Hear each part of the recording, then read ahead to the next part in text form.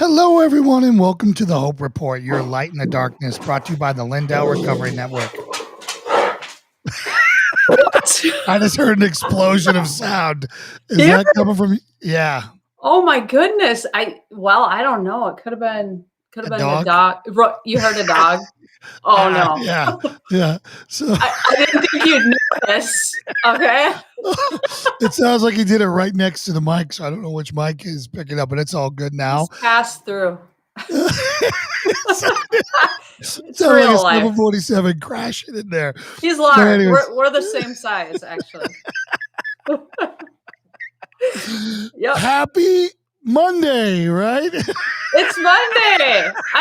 Yes, Jay. I'm so glad to be sitting here because I feel like I haven't sat down all weekend. My daughter turned 11 and we had been partying all weekend long. So I finally get to rest and sit down with you and talk about all of our wonderful stuff we have going on here.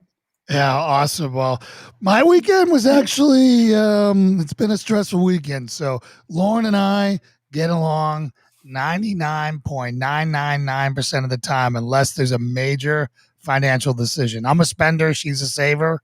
Same That's with to put it me. mildly. That's what we have. And and any one of those things, Lauren, it was all my fault. I did a long segment on this on Friday and then do another one coming up on Friday. On tonight on on PCM. But it's just basically working through the biblical decision-making process. And, Lauren did a masterful job at a lot of stuff. Like, for example, if she had told me no, I would have went and done it because that's just, no one tells me no. It's flat out no. I'm that guy. I hate being told that. Yeah. I've never accepted no once in my life. I've always crashed through walls unless it's God telling me no. And so I went and grabbed a Harley, drove it no, I didn't buy one, but I test drove it into and how she reacted off that was about whether I was getting that Harley or not. So I saw her super said Dream Crusher or yes. I call her the Dream Crusher. Anyways, no, she's awesome. She's been bending over backwards to make things happen. And it basically boils down to this. I love wind therapy. I love nothing but sky in front of me on a motorcycle or a Jeep or whatever. And I love that time. That's where I feel extremely at peace. And, and if it's on a really powerful Harley, that's great. But the whole time I was on it, though, like, she did the right thing. I got in here and she was patient with me and, looked at it and was very cool about it. And while I was home, I'm driving home and I'm like, you know what I feel right now? I feel selfish and empty because I'm not sharing this with her. Oh my God. I'm not sharing it with her and I'm not sharing it with B. And every time I'm going to be out here enjoying this, it's going to be all by myself. Wow. And so what, that's gone now. It's off the table. I love how you said how masterful she was. Like, you have to let people work things out within themselves instead of putting up a big roadblock. She's got to trust me to make the right decision. Yeah. Right? I love that. So that's it's her beautiful. job to weigh in and counsel as my most trusted advisor. Biblically, that's what the wife's supposed to be, your most trusted confidant. And then at some point, she's going to trust me to make the right decision, which she did. Well, then do you think this applies to a husband who wanted to buy a ping pong / whatever it is, ping pong air hockey table? And I didn't think we needed it. I said, where are we going to put it? They're going to get bored with it. And I gave a dissenting opinion, but it's in the basement. It hasn't been opened yet, but it was something the kids are going to love and get a lot of use out of. And I have a hard time saying no to family activities, right? It's so hard. Everyone spends all their time in this and on the screen and on tape and all that stuff. So anything that you can do, right, to foster family fun, I think you do it. And if it doesn't work out, so what? You still fought for your kid and you still tried to get him engaged and to do stuff. But it's your job to make it fun. You have to show him how to make it fun. You got to be involved. Thanks for putting the stamp of approval. I'm going to tell Mike that too, because I said, I think we have enough. And I don't think we really need to add this into the mix here. But you're right. He's always looking for things we can do together. Things we can do. You know what I did? I went and I had some custom axe throwing targets made, and we're out there throwing axes into targets. Cool. Yeah, so we're gonna get our Viking on this weekend. That's awesome. And have some people over and throw it on there. So I'm super pumped about this guest. We've had a lot of different testimonies, and I'm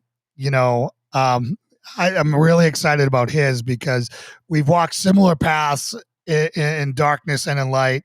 He doesn't know anything about me, so it's going to be interesting to kind of talk to him about some things, and I'm just really excited. So tell us about our next guest. Yeah, I'm super excited as well. So there's this sweet lady named Sandy who is, all of these, we're all connected. All of the people that have come to me have been through a series of divine connections. So Sandy is involved in the Jesus is My Higher Power group with Michael Benson and Pastor Chuck.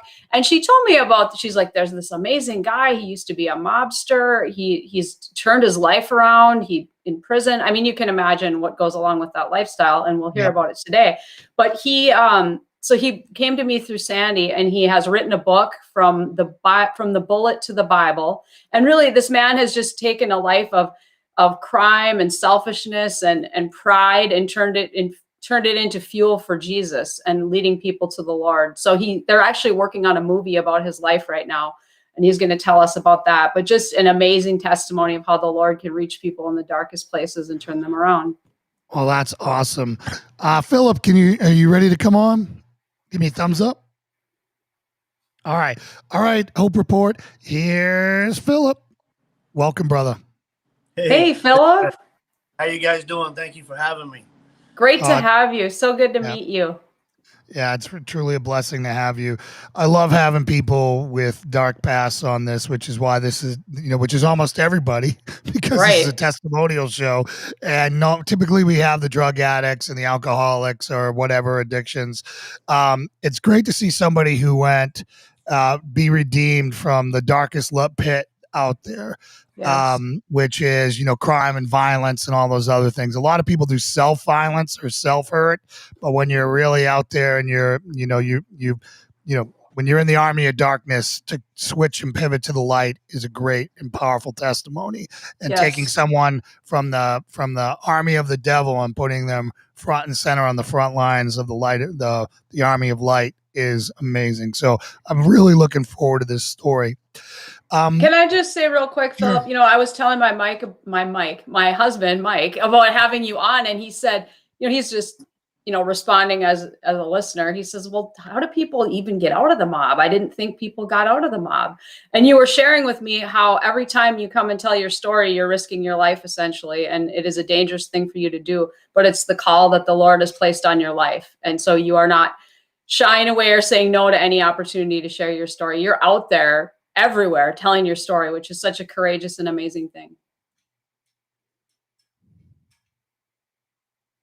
You're muted. I don't know what happened. We lost your mic.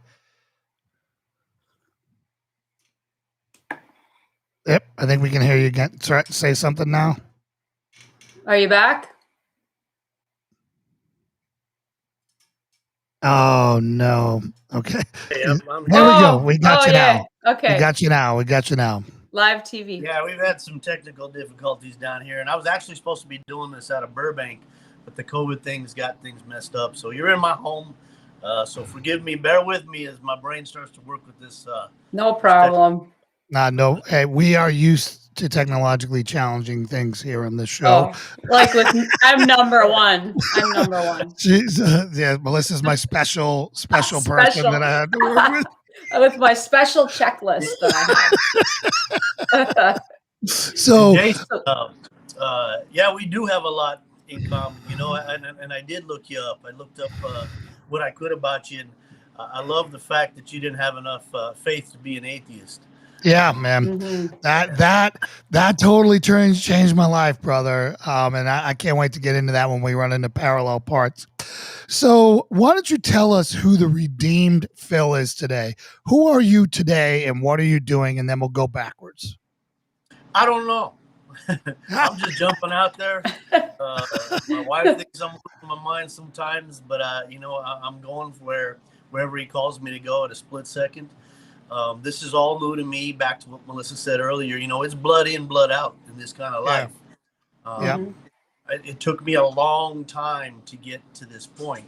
And I believe the Lord had, since He has done in my entire life, strategically placed people in my life in various places when I had questions or I had doubts or what should I do? What direction should I go? I mean, how do you tell anybody? Yeah, I was in the mob, the mafia. Yeah. It's funny even having that come out of your mouth. Yeah, but you hear there's so many fake wise guys out there, man, who have no idea what you're talking about. You know what I'm saying? They come out, they grow up in Brooklyn, New York, and they all try to say they're like 15 steps removed from, these people, and they're not. They're phonies. You know what I'm saying? And so it's great to have somebody who truly walked that life and is not a poser and is coming on here to shed some light on how dark that world is, because the movies romanticize it sometimes, right? And they don't understand that, when you're collecting for a bookie, for example, you're having to hurt people to get money out of them. Now, they entered into a contract, right? But people don't understand that there's pain and there's consequences to that. It's not collection letters showing up at your door. It's it's Jimmy and Guido showing up, with a baseball bat, or go ahead. There's no excuses you're gonna give me, man. I don't care if you broke her legs, she's in the hospital. I'll send her flowers. Pay me. Yeah, exactly. And what people don't understand is the human cost on the violent side. Hollywood never shows really the human cost and the suffering that goes around all this. So let's go back to your childhood now, if you can. We'll go back as far as you want to go. Were you raised Catholic like most Italians? Was the church ever a part of you? My grandma was my rock when we was young.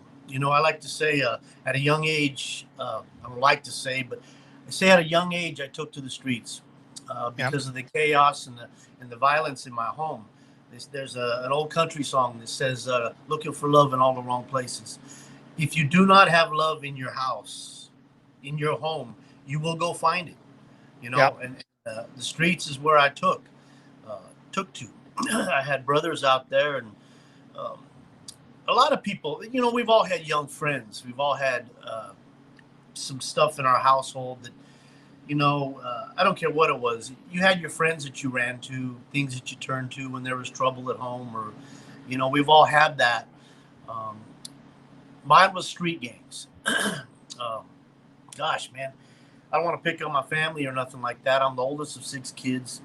My mother's a hardworking woman. My father is a Vietnam vet. And when he came out of Vietnam back then, he was sent with some orders. He's a Marine Corps man, so you understand, Semper Fi. And I learned later in life that he came back with so much junk that he wasn't prepared to bring home. And one of the biggest things that he came back with was he lived. He was told by his drill sergeant, he was a recon specialist. He volunteered over and over and over. Finally got blowed up, half his body burned and stuff, to where he had to come home, and he had to find work. And he's a short guy, so he wanted to be in the highway patrol. And back then, well, you had to be a certain, you had to be 5'10" or something. Yeah, a certain build and weight. Well, he was frustrated a lot, and he started drinking a lot. And I was very young, man. I'm just a baby, and everything about him was kill or be killed. Everything. I was very skinny as a child. I had big glasses. I had bad vision. In kindergarten, I had glasses. By the time I'm in the 3rd grade, I got Coke bottles. So I was going to get in fights anyway. Right. But my pop would prepare me for kindergarten. He's preparing me, man. He's the first guy to pop me in the nose and wants to know if I was going to fight back or hit his legs, and said, hey, boy, you're not going to make any friends out there ever. I mean, you're weak, you're skinny, you got glasses, they're going to beat on you. So the first kid that walks up to you in school, and this is an inner city school, and I mean, we're talking downtown Denver. A lot of people think, Denver don't have gangs. Every city has its inner city. Yep. So he first guy showed me what pain was like, and said, the first kid that walks up to you in school, I want you to bust them in the nose as hard as you can, and don't stop hitting them. And you do that to everybody. It wasn't go to school and say hello and let's make friends. It was get them before they get you. And I carried that, through my life. And there was I'm not going to go in, like I said, and beat up on my parents. There was some abuse. There was some bad things that happened. And my choice, instead of coming home or to hide from all that, was to take to the streets. Right. Well, that's very common, and you see that in the inner city just about everywhere, right? As I worked the hood, so just so you give me my background, I was in the SEAL team 16 years, Boston SWAT for 4 years, and then I got into executive protection for high value clients after that.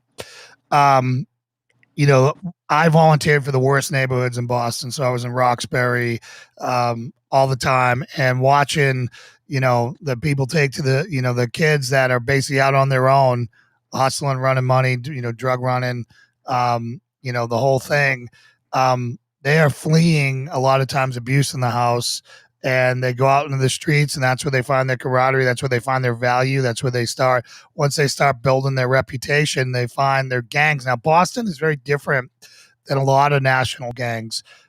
They have national gangs in Boston, but it's still really street corner by street corner there, and so they're really small regional gangs, and they've maintained that identity throughout all the big movements, even with MS-13 coming in, Crips, Bloods, blah blah blah, whatever you want to call all the Latin Kings, et cetera, et cetera. And Boston's also one of the most segregated cities, meaning that there's a black section, an Italian section, a Portuguese section, a Cape Verdean section, an Irish section, which is now doesn't exist anymore. That was Southie. That's where I grew up. And then from there it goes all around. So watching these kids who, once they get off-roaded into this, to get the off ramp of that lifestyle is really hard to overcome, right? Because they drop out of school, they can't read, they can't write, they can't do anything. But they're taught how to count in fives or tens or whatever that is, and then the money person can. And I just seen so much of this where no one even stood a chance. Go ahead. Oh, I was going to say, in agreement with what you're talking about there. On the streets, we didn't have talk in home, which is very important. And when I share testimony, I like to make sure that I do talk to parents, moms, dads, big brothers, and big sisters, and whoever's at home with you. We didn't talk about in my house, what are you going to do when you graduate? What college are you thinking about? None of that was ever talked about. It was survival all the time. And those little things I carried with me. So instead of thinking about graduation, I'm thinking about, man, someday I'm going to run my own crew. I'm going to be the leader of the warlords. And that's who I ran with. That was my graduation. Yep. So your dad, and what happens to a lot of vets when they come back, unless they step into another mission, which he was seeking, right? He sought it in the highway patrol. And then when he got rejected from that because he didn't meet a certain height standard or whatever, they really start to spiral. If they can't find a purpose to plug in, if they can't find an enemy to fight, whether it be crime or a cause to serve or whatever, they tend to be very self-destructive at that point, and that tends to happen. As far as teaching you street smarts and all that, it sounds really hard what he's doing, but he's doing the best he knows how to do at that point, right? He's like, I gotta, you got a lot of strikes against you. You're smaller. You got your glasses, and he's trying to protect you so you're not going to be anyone's victim. But at the same time, how hard is that on your self-esteem to hear that as a kid? You're not going to have any friends. You're weak. You're this, you're that, that. Going forward, how did that work? Were you like, I'm going to show you, or how did you take that? How did that land on you? I was scared to death, man, to go to kindergarten. I thought, it's over, man. I'm going to war. I was doomed. And I did exactly what he said to do. My first friend, I'll never forget, his name was Mark. He ended up being a good friend of mine at school, and we played stickball together afterwards and such. But, man, I felt so bad. But that was the first thing I did, was bust him in the face. And I did it a lot, and I carried it with me. And it was a lot of fear. I'm going to say that's, and I didn't learn this stuff till later in life, man. It wasn't till I put pen to paper. I'm no book writer. Yeah. If you read my book, it's written the way I talk. It's got probably a lot of bad spelling and bad grammar, but it's done well. But I had to put pen to paper, and it was also, I've been blessed to have, like I said, the Lord's brought some tremendous Christian, Jesus, God-fearing people into my life. Because I rejected him very young. But it was fear, man. And I think and I see that. I don't care how tough you are, what gang you're a member of. When you look and get somebody alone and you see in their eyes, when you've been down these roads, you recognize it. And I'm going to say 10 out of 10, it's fear. It's fear that gets these kids wrapped up. And it's fear of losing in school. It's fear of losing in public, on all facets. And then it's the fear of coming home and having to face the music with your pop or somebody at home, whoever's looking over you, that's what they've instilled into you, but to beat fear. So it's that constant afraid. And I write in my book that's where I find people are in life. They're either at the not afraid or they're at the afraid level. And I guess that worry is it's a lot to handle at 5 years old. So. Yeah. This is super interesting. This is a world that I really have no concept of. I grew up in northern Minnesota where, in the woods, and I grew up in the sticks, and I was so naive and sheltered. I didn't know things like this existed. And, I moved to the Twin Cities 9 years ago. I don't live in the inner city, but I'm just thinking of how destructive, like you mentioned, the self-esteem piece and being told you're small and you're weak and how that would impact you. And you said you had your grandmother who was a faith person, right? Did you have anyone else like potentially discipling you, or people when you were young who were influencing you in a positive way? I went to church, man, and I didn't know who Jesus was, like I said, I don't care how tough you were or how bad you thought you were. Mama, I call her Mama, but my grandma was the rock. And no matter what was going on at home, no matter where you were doing, come Sunday, you better be ready to go to church because Mama's coming to get you. And I don't care who you're in front of. She'll grab you by the back of your ear or your hair, and you're getting in that car and you're going. And she made sure that we went. My mother gave me my first verse from my grandmother when I was little, and it's called Matthew 5, verse 8, blessed are the pure in heart, for they shall see God. And I remember it. I was probably 8 years old when I got it. I was on the borderline of getting more involved with street gang life. My father did land a better job. He was working, he just did some crazy stuff. He was working for Ollinger's mortuary, where he would go pick up bodies from houses and wherever they passed away at and bring them to the morgue. Well, sometimes he'd stop by the house and he'd bring us outside and me and my brothers and show us the bodies and make us touch them and say, look at this is what death looks like, so you don't have to be afraid of that. Okay, so everything was simplified to him. It was get them before they get you, life or death, everything, up till just recently when he finally got help. But my grandmother knew about all this stuff, and on Sunday she would just try to replant Jesus as much as possible, had us practice this song called This Little Light of Mine and make us sing in the car. And she was the one, and she became my best friend through my life. But on a regular basis, I still went back home.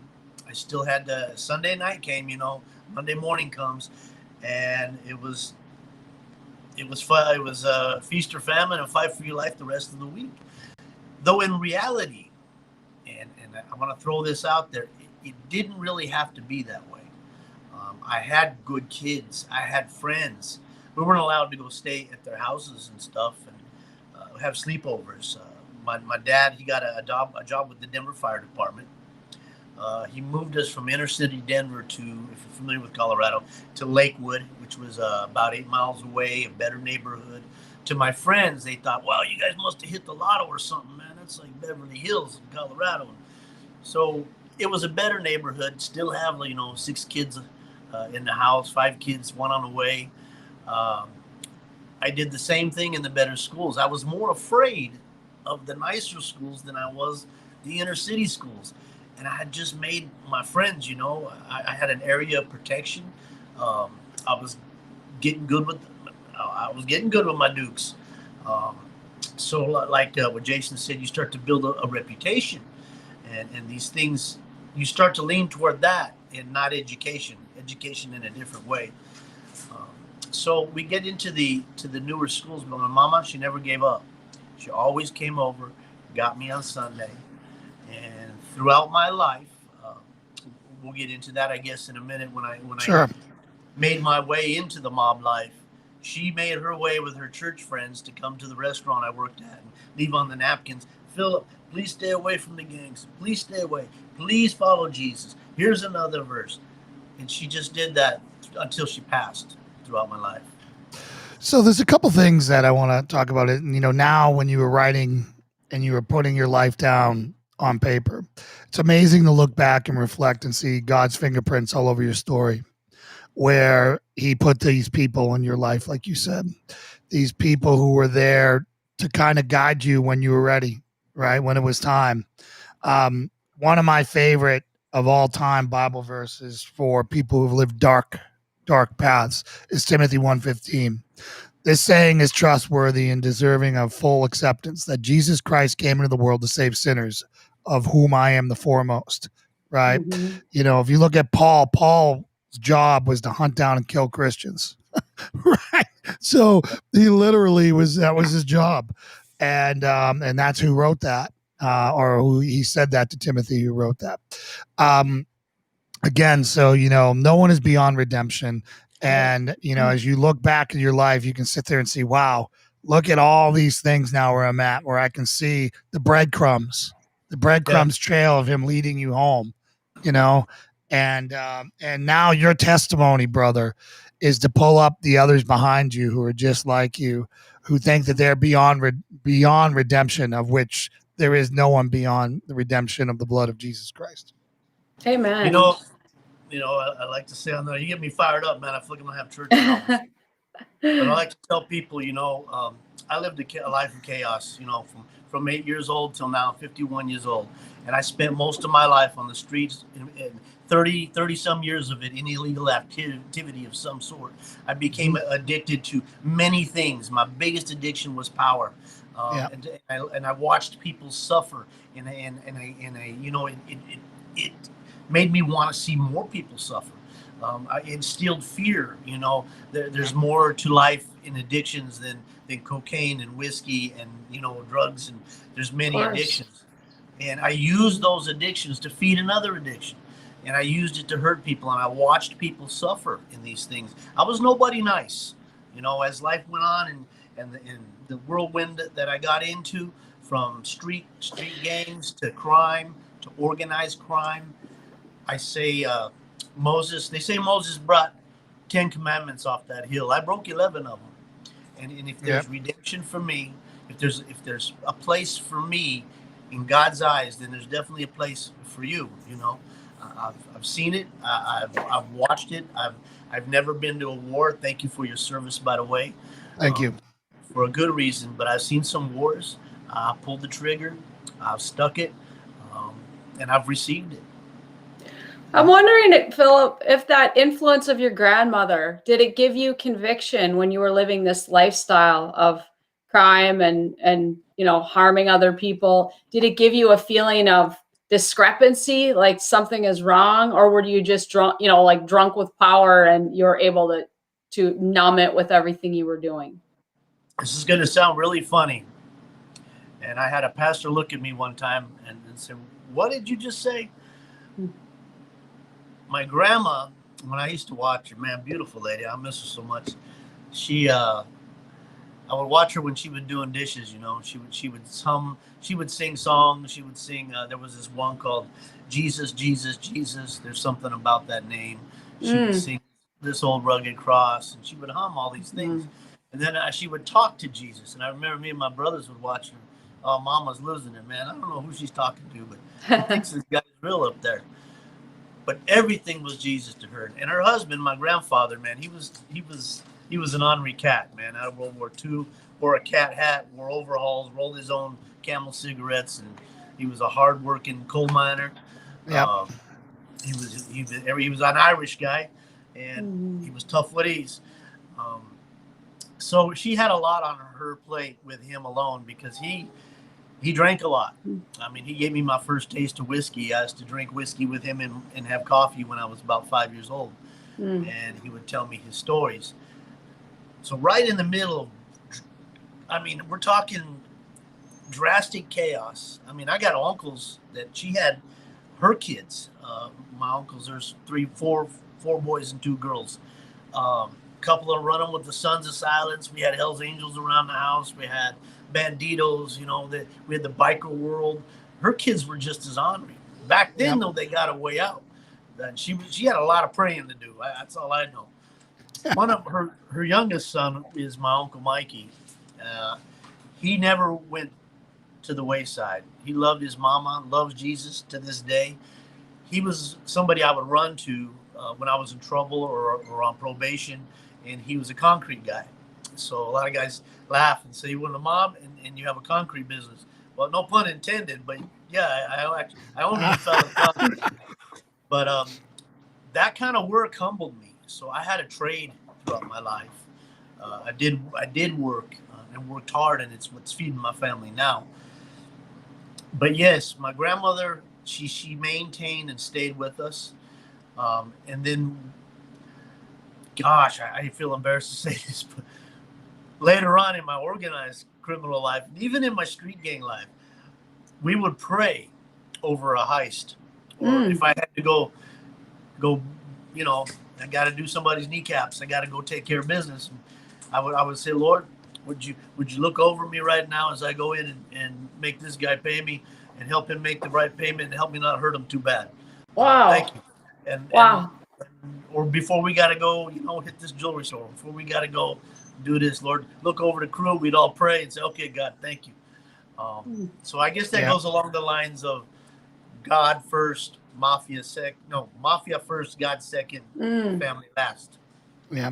So a couple things I'd like to go talk about so people can understand.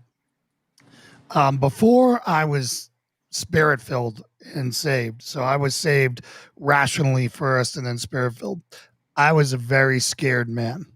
I was scared my entire times in the street. I was scared at my entire time in the SEAL teams. I was scared anytime where I was, because I whatever happened, I was worm food. That was what I thought was my end. And so what you'll find, you know, particularly, you know, when he was talking about how he got addicted to power, is there's only one way to deal with fear, or there's only a couple ways to get over fear. Acquiring power is one, right? And the more power you have, the less susceptible you tend to be to fear at times, depending on the situation. So, you know, a lot of these people who are desperate in the streets doing these horrible things, they're terrified and they're trying to acquire power to dampen that fear. Is that something that you would agree with, Phillip? Absolutely, man. On the street, we used to say it's better to be feared than respected. Yeah. Out of respect, I can do a lot of things to you. Out of fear, I'm going to try to avoid you. And right. That makes a lot of sense. I've never heard it explained like that before, but it does make sense. No, because again, what takes power makes you not afraid. Yeah. Right. If you have power over that until you have the highest power, which is Jesus. Right. But between then you got earthly power. So you got fear, you know, you got all these different things. So that's really what the motivation is behind it. You know, some people who are drug addicts are selling and or doing whatever just because they're feeding their habit. But people who go down this truly dark path are terrified. And they're finding it in camaraderie. They're finding power in camaraderie with the gang, and then they're finding it in building a fearful reputation that helps them keep away the fear. So, you know, that's And Phillip, I'm sure you'll get into your drinking stuff too, because I asked him what his drug of choice was, and he said whiskey. But you know, basically whatever, because alcohol. That's where I got power, was through alcohol, because I felt like I could change myself in a way that made people respond differently to me. So I didn't have any insecurity, anxiety, or fear, because alcohol would just take that away temporarily. But when we get to your story, I'm interested. When we get into the drinking piece too, like how that intertwines with everything else, because it sounds like power was the main addiction, but there are other like associated things as well, probably many. Yeah, if I could instill fear into anyone, I got what I wanted, or I got what I needed to get while I was there. Right.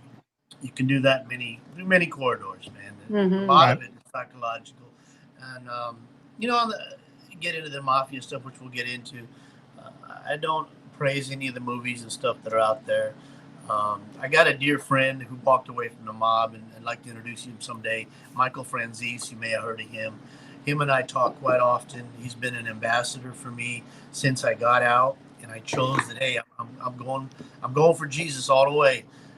He's called me, and he, on a monthly basis, we keep in touch, or I'll text him, and hey, pal, you still hanging in there? Hey, pal, check this verse out. Stay the course.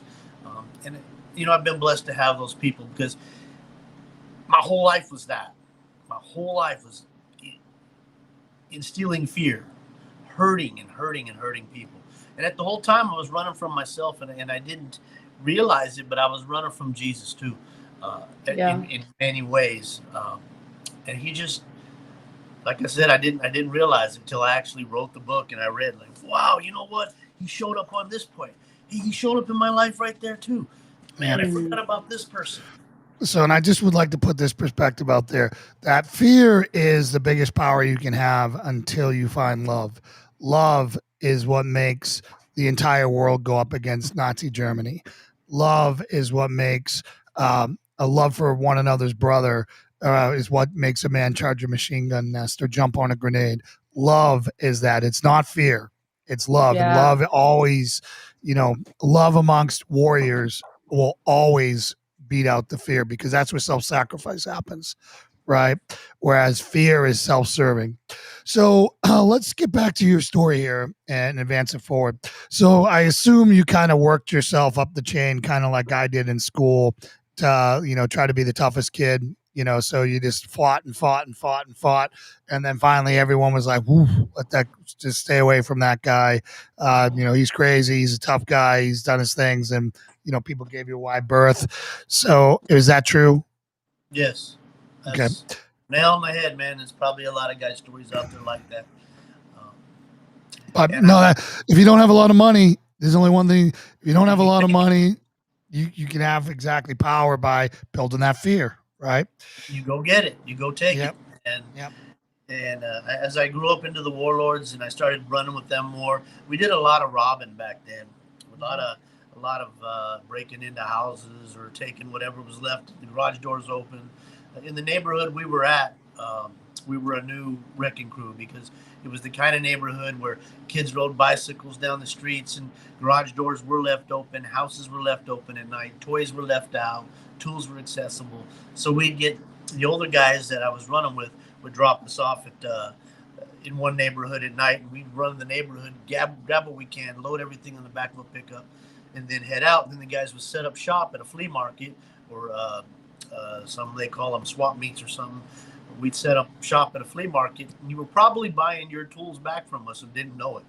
Yeah. Kind of the little scams we had going on. In a mob, we say on any day you can meet anybody. It's not every day that you're going to meet somebody. And along comes that one person you should not mess with. And one day I robbed the wrong guy.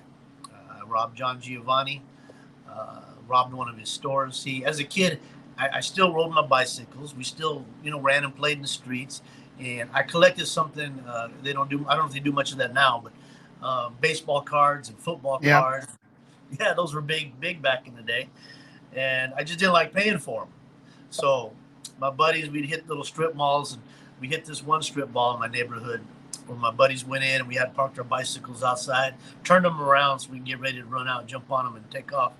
And the guys would go in, and this time it was my turn to fill my pockets, and they would go distract the clerks, go talk to the clerks, hey, ladies, and whatever they're doing. And I'd hit the baseball card and the football card rack and stuff my pockets full of whatever I could.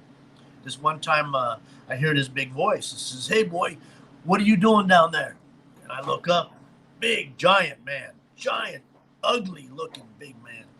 And I mean, he was over 6 foot, 400 and some change, man. He was big.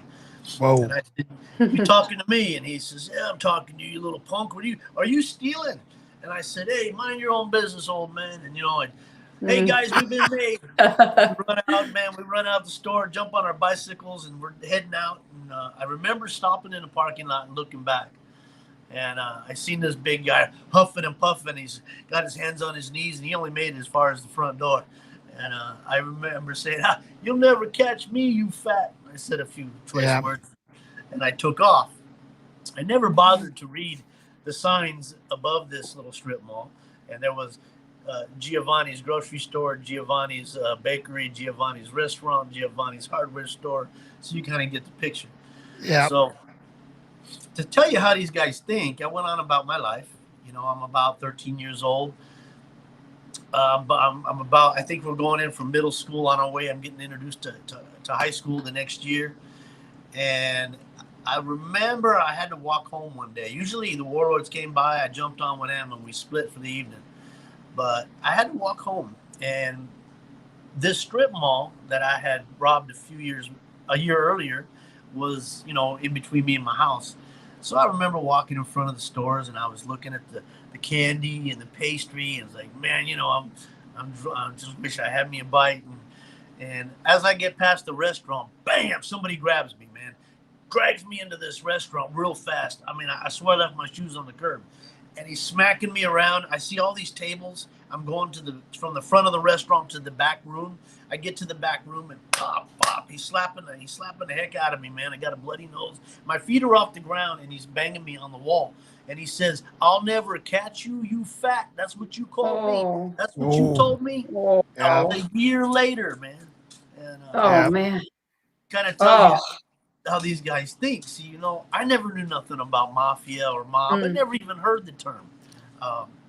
It weren't real prevalent in Denver. But man, he says, I'm like, "Hey, I'm sorry, man." And he goes, "Yeah, I bet you are." I said, what are you going to do, call the cops on me? And he says, you think the cops are going to pay me back all the money you stole from me? He says, "No, we ain't doing that. Here's what you're going to do.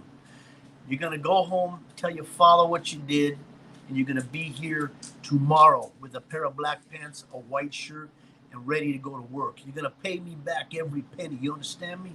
"Yeah, man, whatever, man. I'll be back." Throws me out of the restaurant. Wow. Oh, my gosh. Man, that was a year ago. That's where his brain was at. He didn't forget. So I go home. I don't say nothing to my pops. I don't want his, whatever he's going to do is going to be, I thought, worse. And, you know, I go about my business. Next few days go back. I never showed up at the restaurant. I avoided that place. And then one day I come home, and I walk into my room, and laying on my bed is a pair of black pants and a white shirt. And I'm like, whoa. And my pops walks in and says, "I don't know what you did, but I know who you did it to. You will be at work tonight." And so I went to work as a busboy for John Giovanni. Oh, wow. Wow. So how long did you have to do that before you were square? Man, he was a unique character. His wife, a little tiny redhead. He's a mountain of a man. I will say, you know, to anybody who's listening out there and you want to put your kids to work, you cannot go wrong by putting them to work in an Italian restaurant. I don't know if Jason might disagree with that. The restaurant is a bad place. Yeah, if you're going to do a family restaurant, I would agree. Maybe. Yeah, family restaurant, I would agree. Unfortunately, the rest of them are all full of drug addicts and all the other stuff. But a family restaurant, they'll be beating you with wooden spoons and chasing you around. They catch you doing that stuff. That's the way it was in Giovanni's restaurant, man. He was, Jeannie fed me and fed me and fed me before shift, after shift. He would send food home, you know, pizzas to my brothers and sisters. He wasn't this big mob-fearing guy that I was hearing about. And, excuse me, but he wouldn't have a conversation with me. He was mad at me. I owed this guy money. So he paid me my hourly wage, which was, I think, I don't know, $2.50, $3 or something back then. And he kept my tips. But one day he started a conversation. This is how Big John's conversations would go. He walks in the back room, and he never called me Phillip. He always called me Little Anthony by my middle name. And he said, "Little Anthony, do you have any brothers?" I said, "Well, yes, sir, Mr. Giovanni. I have and he'd walk out the door. The next day he would come back and say, "How many you got? How many brothers you got?" So you get where I'm going, Jason. It would take a month to have a conversation with this guy and to ask a couple questions. And he was like that with everything he did.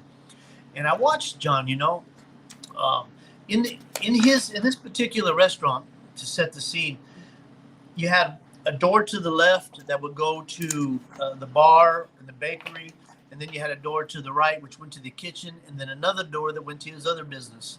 So you had doors. He had access to the whole strip mall through this corridor he had in the back. Then there was a back door that went to the alleyway, and then there was a door that I asked about one day that nobody ever used. And I said, "Hey, Mr. Giovanni, where does this door? I know everybody uses these other doors. Where does this door go?" And he looks at the door in the wall and he says, "What door?" I said, "This door right here, the handle, and nobody uses it. It's always locked." He looks again. He says, "I don't see no door there." Said, okay. Yeah. Doors don't exist. And when John was in his restaurant, see, I worked in the back. I had a bread warmer. I had glassware. I would clean the tables up, bring out the bread and water, bring out the oil and such. And John had a table in the restaurant that he sat at, that nobody sat at but John. He smoked his cigar there. He drank his wine there. Nobody sat there. He had a couple of guys would come in and see him every once in a while, and they dressed sharp, man. They were primo, nice suits. They looked good. They never talked to me, but they would come in before opening time, and they would sit adjacent to John's table. They never sat at John's table. One sat in front, a table away. One sat in the table next to him, and then they would talk, and they would leave. Well, this one particular time, they came back. They came in there, and they brought somebody with them. And this is the first time that I had ever seen somebody sit at John's table. And this little man sat in front of him, and they have a conversation, and I'm, working in the back.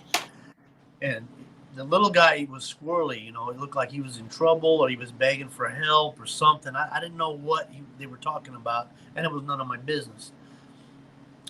Then they got up from the table, and instead of going out the front door, they made their way back to my bus station. And this is the first time I'd ever spoke to these guys. Now, I had been working for John for quite a while. To back up a minute, John knew more about me than I thought. He was the first person to ever ask me, caught me off guard, ever asked me. He said, "Hey, little Anthony, how you doing in school?" And I was like, "Whoa, I never had that question before." I guess I'm doing pretty good. And he said, "Yeah, you're doing pretty good." And I said, "Yeah." He goes, "Come here." And he'd always put his hand like he was going to backhand me. "Don't you lie to me. You're failing science. You're failing this. You're failing." Wow. This. And he knew everything. He just knew. I don't know how he knew, but he knew everything about me. And instead of me being afraid of that, I remember thinking, man, this guy, he really cares about me. That was a good feeling. And later on, I built a relationship with Big John that I carried to this day, even though he's passed away. But wow. That tells you that the devil can come in all shapes and sizes, man. Yes. Angel of light. Because he's showing you love doesn't mean that's the right kind of love you should be getting. Right. Well, I mean, was he grooming you to be an asset, or what do you think? It didn't hit me till later in life, but wow. Because he pushed me away and then he'd bring me back. And so he would have those conversations in the back with me. The warlords that would come visit me, he'd say, "I don't want them punks hanging out my house around my restaurant no more. And what is that jacket you wear? You got your patch on the back. What is that?" I said, "Well, that's my crew, man." He goes, "What do you mean your crew?" "Well, it's my gang." He goes, "Is it a crew or a gang?" "I don't know, man. This is my boys, man. My street." He goes, "What are you talking about?" He says, "No, you tell me. You told me it's a gang crew." So you don't even know. Something you better know. You better learn real quick. You're either going to be the street or you can own the street. Something you better start making a decision, because it's coming up. You're going to have to get on with high school and move on with your life. And you're going to run with these punks your whole life. And I was like, "Hey, Mr. G, these are my friends." He goes, "They ain't your friends, man." And he would just keep that away. So these guys come in this time, and instead of leaving, they come back to my bus station. And I pretend that I'm, doing something. I'm getting nervous. They come back here, and the first guy takes the other guy, and they go into that door that don't exist. And I'm like, whoa, it's the first time I've seen this used. The last guy, taller guy, he's the first time he ever spoke to me. He stops and he says, hey, little Anthony, if anybody comes out that door, other than the two that you see here on a regular basis, can you put one between the eyes? I never had that asked before. I run a street gangs. I've been around guns. Back then, though, we handled a lot of stuff like this. It was new to me, but I don't know why, even to this day, why I answered the way that I did, but I answered quickly. And I said, yes, I can. I have no idea why I did that, because I'll tell you right now, I don't know what I would have done. But he said, all right. And he was so calm. And he put that pistol on top of the bread warmer, put a cloth over it, and he walked in that room. And I remember grabbing the gun and holding it and going, wow, man, these guys trust me enough. They must really like me. I must really be doing something, All this stuff went on. And there was no fear. It was power. And I was appreciated and I'm trusted. And then, oh crap, what if that guy does come out the room here? And so I put the pistol back up and I remember my heart and everything going, and it seemed like forever, but it was probably about 20 minutes. That same guy walks up that door and he says, hey, little Anthony, can you drive? And I said, yes, I can drive. I've been driving since I was 8. Used to drive my grandpa to the liquor store. Okay. Big John's caddy out there up front? I said, yes, sir. The keys are on the table. Get in that car. Drive around I want you to go get in that car. I want you to drive around the building, park here in the back. I want you to leave it running, pop the trunk, and then I want you to walk around the front of the building, come back here and go to work. Can you do that? Yes, I can. Put $100, maybe it was $200. I don't remember. I was blowing out more money than I ever been paid at one time. Put it in my pocket and took the pistol. Said, do it. And I did that. Exactly what he wanted. I walked around, went back to work. I never saw that little guy again. Those two guys didn't visit the restaurant for a couple of weeks. They came back when they did. They never acknowledged me again. They never talked to me as if I wasn't even there. Just life went on as nothing ever happened. But I got a pretty good idea what happened to that guy, and I think that was my first taste of the mob. Ooh. Wow. And it's for somebody who's been searching for love and affection their whole life, being you can see how you're so susceptible with people who start investing you in even little ways, right? You got these ways where they're trusting you with power, they're giving you responsibility, they're giving you this stuff, and that kind of pulls you in. I mean, it's from somebody who is typically going out and having to scrap and do all this stuff with your boys, having these wise guys, whatever you want to call them, come in and doing this stuff. It had to be pretty empowering for you. So, go ahead. I think that's for all of us. Back to, you want that love. I don't care who you are. When somebody likes you and they love you and they tell you good about you, even in a bad way, you take that. That's all ammunition you're adding on. But my grandmother still prayed for me. She sent the little ladies to the restaurant. They would ride on my busboy. When I go clean, there were napkins there with little verses and the ladies at the church, see, there's power in prayer. Yes. Yep. I have to reflect back to that, because that's the only reason I'm here, is because not by mine, but that's what I love about prayer. As I learn as I go now, you don't even have to tell the person that you're praying for them that you're praying for them. Yep. And I love to see the results of that. And no matter how old you are, no matter what you're going through, how deep in prison you are, or where you're headed, those prayers my mama sent out to the Lord at 8 years old were at work. And that's right. So at the same time, I'm talking to Big John, and my time with him comes to an end abruptly. One day he calls me and he says, hey, little Anthony, get you plate pasta and put some gravy on that. By the way, they call spaghetti sauce gravy. They don't call it spaghetti sauce. Yeah, exactly. So put some gravy on that and go sit at my table. And I remember then I said no. And he goes, what do you mean? I said go sit at my table. And I said, hold on. No, I'm not sitting at your table. And he goes, why won't you sit at my table? And I said, because bad things happen to people sit at your table, man. I ain't going to your table. He said, get over there. So I went inside at his table, and I remember being nervous, and he comes out with a big jar of cash. It's got dollar bills and change, and it's a big jar. And he sets it there, and he says, you know what that is? I says, that's a lot of money, man. Pretty good. You've been saving up. He goes, no, these are all your tips. This is all the money you stole from me. I'm going to give it back to you. And I was like, whoa. And I said, well, I owed you that, man. Thank you, but I owed you that. And he said, no, I'm buying something with this. I'm buying your freedom. Wow. Now I don't have to hurt you. Oh. And that hit me. And I got to know these guys and the way they think. See, there's crime and then there's organized crime. And La Cosa Nostra is something that has changed the world in the way they operate and the way they think and their ethics that they bring and their codes. And I was learning this stuff, and I implemented those into my life, even though I wasn't a member, as I went. And I got to be honest, man, it helped me grow. It saved my butt in many situations. My dad, even though he was a tough, mean, hateful, angry, I got to take hateful out, just angry person and a hurt person, still saved my life. I mean, the stuff I learned in the Marine Corps, how to use these things, the things I learned how to combat, God took something bad and he used it for good. Love that. You know, in a protective kind of way. He knew the path I was going to go down.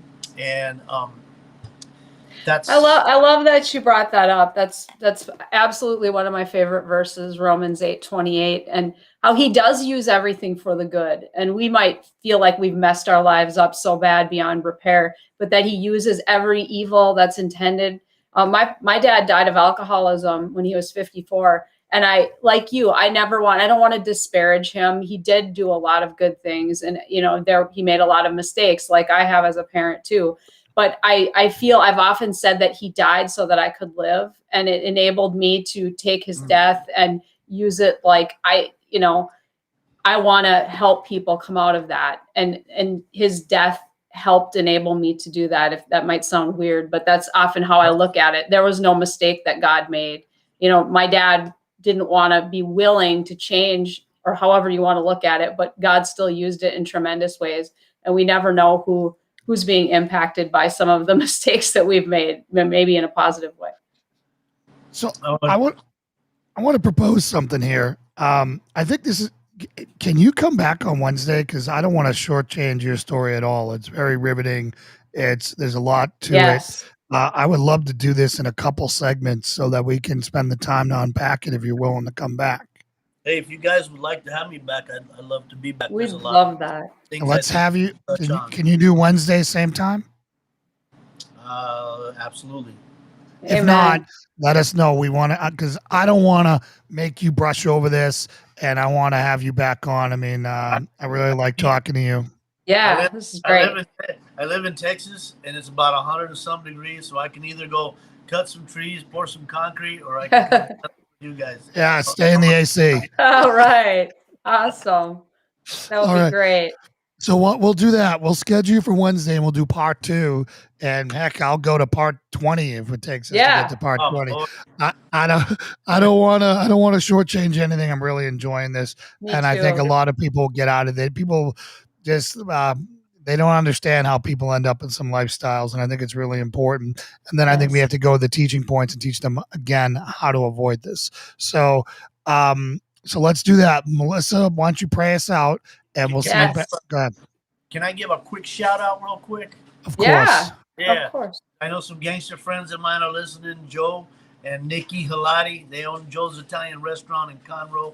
and my beautiful friend. I love prayers over Sandy right more. And her Yes. sister Dottie. Sandy had a fall the other day, and Oh, she got her vertebrae fractured, and she's got to get some surgery. And she's been a blessing and a guide, like a little angel. Like my mom's oh, sending me through so many places, and she has me pray over so many people when she calls, or it's awesome. she leaves herself out. And her sister Dottie, who's suffering Oh, from yeah. cancer right now. She's. I remember Dottie. I want to thank them so much for what they've done. They introduced me to you guys. Absolutely. Awesome. And the title of your book is what? I want to put that out as well. It's From the Bullet to the Bible, A Gangster's Tale. I don't know if you can see that. Okay, to the Bible. I was just going to put a link up for it if I could find it somewhere. From the Bullet to the Bible, A Gangster's Tale. Awesome. It's an easy read. I'll have to send you guys a copy. I've got. I'm going to want an autograph copy now. You know. I got. Yeah. My life's turned into a ministry, so we're just kicking off that. So I'm getting blessed here to be speaking in prisons, go to prison voluntarily, and Yeah. so that's There it is. Awesome. Jason's got it up there where people can purchase your book. And we've got Phillip Anthony Sainz Hall. There's a website that's being worked on as we speak. But we self-support ourselves, man. I'm not set up yet on. I think we can take donations. I'm not sure, but we're just kicking off. So maybe I'll learn something here with you guys and such. Awesome. All right, we'll see you back on Wednesday. We're gonna have Melissa pray us out. Again, you guys can find From the Bullet to the Bible. A Gangster's Tale. And go out and grab that copy. As you can tell, this story is just getting started, and it's really good. So go ahead, Melissa, take us home. All right. Lord Jesus, we just invite you and your Holy Spirit to come, Lord. I thank you so much for Phillip. I thank you for Sandy and her beautiful spirit and obedience to you in bringing Phillip into our lives so that he could share his testimony. Lord, I'm amazed at what he has shared so far. And I thank you for the work you have done in him and what you have brought him through and how you are so faithful to us. You put people in our lives and you just drop that trail of breadcrumbs that leads to you. You always have a plan to reconcile us to you. And thank you that you use every mess that we make. You can transcend it and turn it around for the good when we surrender to you and we come back to you. Lord, I just pray mightily over Phillip today that you would anoint him to do your work in all the places that he is going, in prisons, and the people he meets. I pray you would give him power from on high, that you would fill him with Holy Spirit fire to just touch lives and break chains through this amazing story of bondage, Lord, and how you can touch any life. You can reach anybody. There's nobody who is so far gone that you cannot reach them. So, Lord, I just ask that as we dig into his story, that you would bring people here who need to hear this, that you would allow them to find this podcast and this message from Phillip. And we pray for Sandy and her sister Dottie, Lord. We pray for Sandy and her fall that she had. I pray that you would heal her. I pray for healing and restoration in Jesus' name, that you would reach down and touch Sandy and Dottie with your healing hands, Lord, and that you would just cover them with your blood, protect them, heal them, and help them through any pain they're having. I pray for peace over them. And anyone who is listening who is struggling with any type of chain or bondage, Lord, may it be broken in Jesus' name. May you give them freedom today to surrender to you and to see that there is a different way to live and that there is the highest power, and his name is Jesus. So, Lord, I just ask for all of these blessings in your mighty name. Amen. Amen. Awesome. All right. Well, we'll see you back here on Wednesday. Everyone, you can catch me on Patriot Crusader Mission tonight or back here on the Hope Report on Wednesday at 1. God bless you all. We love you. See you then.